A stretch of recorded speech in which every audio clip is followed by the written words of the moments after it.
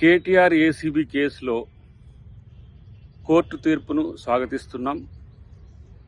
అవినీతి జరిగిన దగ్గర అసలు విచారణే వద్దని చెప్పి కేటీఆర్ కోర్టుకు పోవడం అనేది అప్రజాస్వామికమని కోర్టు చెప్పడం దీనికి ఒక ఉదాహరణ. అన్నిటికంటే ముఖ్యంగా ఏంటంటే, దొంగతనం చేసిన తర్వాత ఆ దొంగతనాన్ని దొంగతనం కాదు అని నిరూపించడానికి శతవిధాల ప్రయత్నం చేస్తున్న పరిస్థితి మనం గమనిస్తున్నాం. ఈరోజు మానవ హక్కుల కోసం పోరాటాలు చేసేటోళ్లకు కోర్టులు బాసటగా ఉంటాయి తప్పితే, దొంగల హక్కుల కోసం పోరాటము, దోపిడీదారుల హక్కుల కోసం పోరాటం చేసేటోళ్ళకు కోర్టులు, చట్టాలు సపోర్ట్ చెయ్యవనే విషయం కేటీఆర్ తెలుసుకుంటే మంచిది.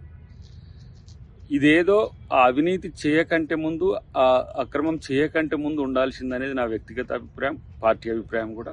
ఇలా ప్రభుత్వం ప్రజల ఆస్తులకు రక్షణగా ఉండాల్సింది పోయి, మీకు ఇచ్చిన అధికారాన్ని దుర్వినియోగం చేయడమే కాకుండా ఇష్టానుసారంగా నిధులను ఇతరులకు, ప్రైవేటు వ్యక్తులకు తరలించడం అనేది ఆర్థిక నేరం.